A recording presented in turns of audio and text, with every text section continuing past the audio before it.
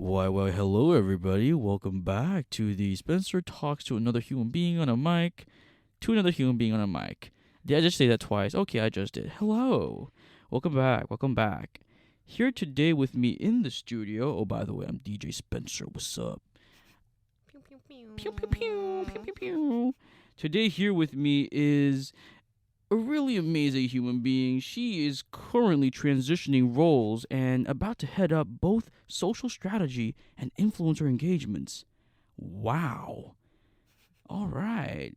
Welcome into the studio, Nina of Duo Studios. Hi everybody. I'm Nina talking through a mic to another human being on the other end of the mic, also known as DJ Spencer. Dang, thank Pew, you. pew, Pew, pew, pew, pew, pew. pew. Wow. We're so glad to have you here, Nina. Amazing. We just want to thank you for joining us here today because we would like to know more about the social media. The social media. And so, if you don't mind me asking, Yeah. how would you describe the personality of Duo Studios? I think Duo Studios, we are a mix of very, very weird people. Weird people. Weird but fun people. Weird but fun. I think that's how we kind of work. So at Duo, we kind of have a mix of like creative people, and you kind of have a mix of like more people who do account servicing, like your more organized people. Ooh. And Okay. then more crazy people that will randomly shoot things. So in the middle of the day, someone's like, "Hey, let's go out and like skateboard," and like, yeah. Dang. So it's really a weird mix of people, but somehow it really works. It really works. Okay. Yeah, but like speaking of figuring things out, being a part of Duo Studios, what is it exactly that you do? I do. So, as I mentioned, like I'm transitioning. So Mhm. previously I was doing more account servicing. So we are kind of like that go-to person the client comes through. Oh. So at Duo, we do social media content, like full social media content. We speak to clients. Okay. We have coffee with them, understand their pain points, come up with the ideas. Ooh. Then we speak to the creatives and tell them like, okay, our client wants to come up with the most fabulous campaign for 2020. Fabulous for 2020. Yeah, and then the creatives brainstorm, then we come up with ideas, then we go down and plan the shoots, and then we once the video or visuals are out, we post it out, then we engage with people. Yeah, so that is basically what I used to do as a suit. I see. So sometimes we call it suit, sometimes we call it account servicing. Mm. And then now I'm transitioning to do less of the day-to-day stuff, but more of social strategy. So looking at insights in terms of like consumer insights, industry insights, creative insights, researching a bit more of the dry stuff. Yeah. Ugh. And that leads us to our next question. Working in this area of business, does it help broaden your skills and enhance your experiences further as compared to other industries? I do think so. I think like the benefits of working in social media or in media in general is that you get to meet all sorts of people, and Yeah, that's right. you work on different type of projects. I've worked with people that actually built network servers in a data center.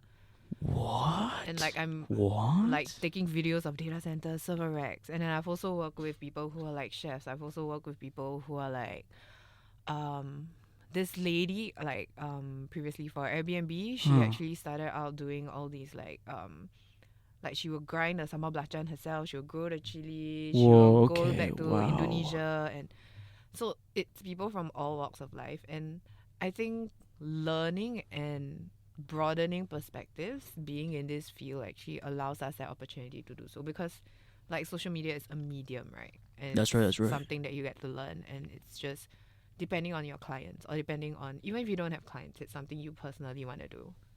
And it's something that you can reach out, and then like if let's say today you want to go and talk to like, I don't know, Lee Hsien Loong, and you have a very good pitch, right?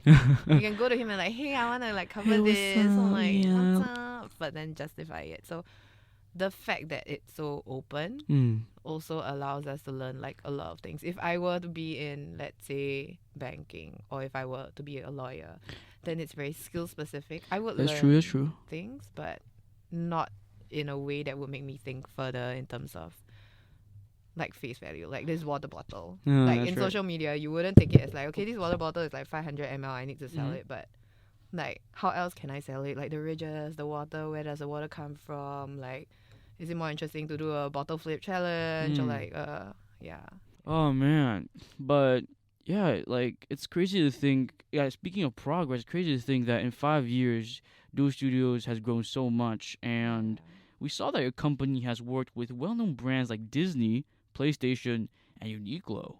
How were you able to get in contact with these brands and eventually work with them? I think we've been quite lucky. I think some of these people are actually like ex clients or ex colleagues that we've previously worked with. So I mean, to be honest, like the social media industry or like the advertising industry in Singapore, after a while gets quite not very small, but quite small. People tend to know each other, and like if you're from a particular school and everyone works in the same arena, there will be days or like a certain point in time where we'll cross paths. So I think we've been quite lucky that when we first started out, it was from referrals from ex clients, and then from there through word of mouth, they referred us to other clients as well. Yeah. Whoa. So to be honest, really, it's really like, yeah, we've been very blessed. Yeah, like we see a lot of people not actually properly managing their lives around this new hot topic, this new hot thing. And so do you think we should start having classes in schools about properly using social media? I think defining what properly is more important than defining whether you should properly have a lesson on what social media is. Okay.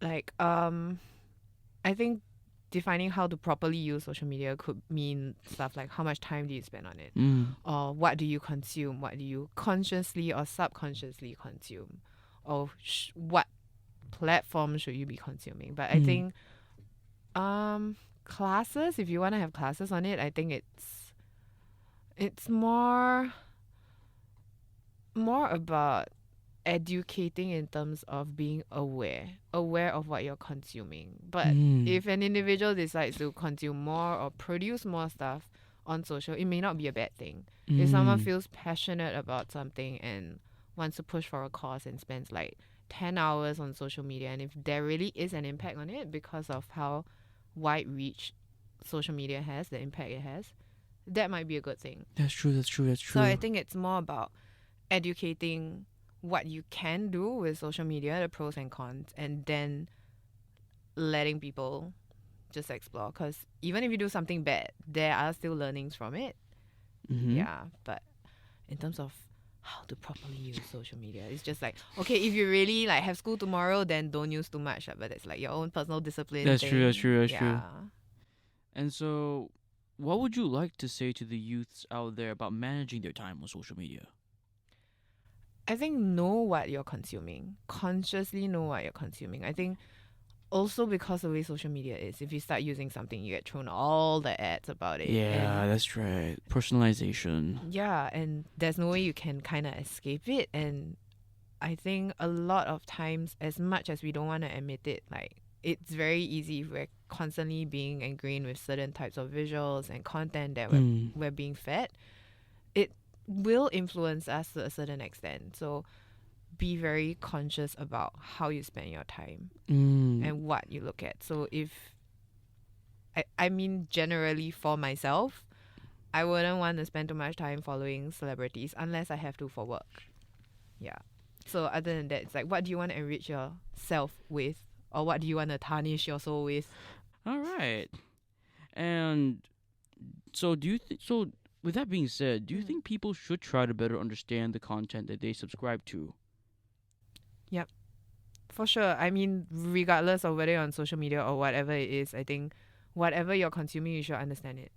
Whether if you're like, even if like I'm talking to you now, like it's important for me to understand why we're having this conversation as opposed to just having a conversation. That's If true. not, That's true. then there's no intent, there's no meaning to whatever it is. And the same goes on social, the same goes on radio, on TV, whatever you consume. If you don't understand it, then there's no intent or meaning behind it. And so, bringing it back, pulling it back here. I think when it comes to consciously using social media, people start to get skills whether they realize it or not. Like, I realized that spending more time on social media made me more perceptive, made me more mm, made my brain, expand its brain cells and made me more. What's the word? Okay, I'll just elaborate on perceptive first. Mm-hmm. Since when you go on social media, you follow accounts, and you start to, I guess, have an eye for what kind of theme they have, what kind of genre they Mm-hmm. have, and I know when I realized that, I began intentionally following people that were artsy because I am a creative myself. I wanted to get better at my art, so I started following people that were art accounts that were really successful, but they were also distinct. Okay. And elaborating on that, what skills do you think people need to be more aware of in the coming future regarding social media? I think soft skills and hard skills quite different. I think because everything is changing, even like today, like Facebook tomorrow can announce That's like true. we're That's not true. gonna have engagement anymore as a KPI. You're no longer being able to run particular ads for a certain objective. So being able to be flexible and nimble and to cater to what changes the platforms actually deliver, I think that's most important as a soft skill. Okay. Okay. So being creative, flexible, quick enough to respond to the Mm. changes is a key soft skill. And I think in terms of hard skills, I guess it's really reading up, to be honest. So keeping up to date with like the developments of all these social media platforms. And I think, I mean, if you know, like we're already in January, there's all like 2020 predictions. All right. So I think we touched on how social media, like we touched a bit on how like social media has changed our lives, and so I want to ask you, how do you think social media today is different from the past? So I think like, everything you just said just now, Uh huh. like connectivity, being able to Yeah, yeah, yeah. connect with people from across the globe. It's actually stuff that even before social media was around, Mm, media also provided that avenue. that's true. That's true. So I feel like the way media, through social media or whatever form of media that it changes or transforms into in the next 10 or 20 years, it really is just a platform Hmm. for us to have daily touch points. And it's just a different form of a platform to connect people and for you to voice your opinions, to voice your what you stand for, what brands want to say, what you want to say, what whoever wants to say. It used to be radio. It used to be Yeah. TV. Yeah. That's It used to true. be the internet, which we felt was revolutionary with emails and That's like right. That's stuff like right. that. And even before social media, like Facebook or Instagram came about, we were already doing that. So I think like social media, it's kind of in a flux, but where where we are right now, social media is still like that key platform everyone uses. Hmm. But we won't know how it's gonna change like in the next 10 to 20 years to I don't know what Yeah. other That's for our anti-social media grandchildren. or something. I don't That's true. That's know. right. That's right. Yeah. And so, in relation to that, Mm. do you think these differences are better or worse? Differences. I wow. There are pros and cons, but I think the better why it's better now is because it's the ease of access to anyone and everyone. So Mm. anyone and everyone can have a voice. But the worst thing is that if you don't control it, Mm. and Yeah. Yeah. then Yeah. someone propagates something that shouldn't be anything that anyone should stand for. Exactly. Like, Yeah, but you I know think the ease of access to everything is great because it gives people a platform to be able to do that. that I like how you just expressed that, actually, because some brands still um approach things the way they still do ever since they started, like, a couple decades ago. Maybe they still use those same approaches, those same methods to probably target their long term fans, their long term followers in a way. But because social media is always changing and trends are always coming and going, and new things that are more appealing, new things that are more acceptable always rise to the surface. I think the relationship between social media and different age groups is a really interesting thing to explore. And Mm-hmm. so, speaking of that, how do you think social media, the relationship between social media and different age groups, affects brand loyalty? I think it's quite interesting also because on the different social media platforms as Mm-hmm. well, like you have varying age groups. So like on Facebook you have a slightly older crowd. And then on Instagram you have like that middle between like 20 plus to 30 plus. Exactly. And Yeah. like on TikTok you have really young people. So I think it's various. If we're talking about how social media works across ages, there are specific platforms that resonate more with different age groups. But at the same time, the fact that all these platforms are actually visibly of ease of access to anyone, like my let's say my grandfather or whoever can have like a Facebook account, Mm. and that's where he engage, and then like he shares like he takes a photo of like, oh, I played mahjong with Uncle Atana downstairs yesterday. That's right. That's right. And it's a way of connecting the way he knows how. But then if let's say for me, like maybe I'll take an Instagram story of like, oh, this afternoon I spent it with Spencer having this interview. So it's just different platforms and Mm. showcasing the way we communicate, but Mm-hmm. all these platforms still connect. So I can still see what my grandfather is posting, and he can still see what I post on IG. So while it's different platforms, it still bridges different generations together, as opposed to in the past where all these platforms were not available. If my grandfather is playing mahjong with someone downstairs, I wouldn't know unless he tells me so. That's true. That's true. So I think it kind of gives people a way to communicate and understand each other better, especially with brands. If they're talking, like, I'm not sure whether you follow like our grandfather story. I think they're a Mm. really, really good channel. They actually tell a lot of stories about the older generation in Singapore and what they really stand for, how they've grown over the years. Like, let's say the Karang-Guni man, Ah. like who is this uncle that you see collecting every day? You know, what's his backstory? So cross generation things that young people in the past wouldn't be interested in. Now we suddenly have like this renowned interest to dig out all these Yeah. stories Yeah. and Yeah. tell Yeah. the world all these stories that people wouldn't have even bothered to in the first place previously. Exactly.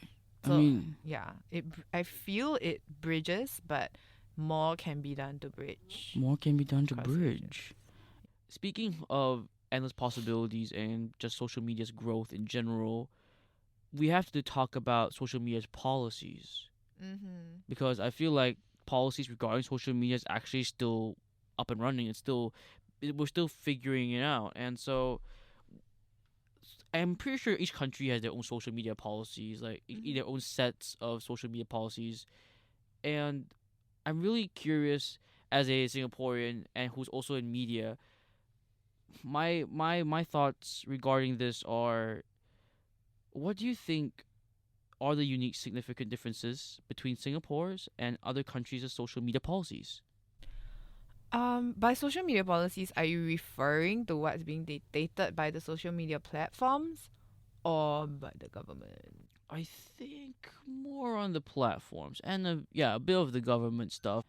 What's got me thinking recently is how people would manage the policies regarding social media. It's actually a new debate going on right now. What's acceptable, what's not, how we should do this, how we should do that. And I feel like media in different countries is different. Different countries have their own approaches because different sociology, different culture, different mentality in general.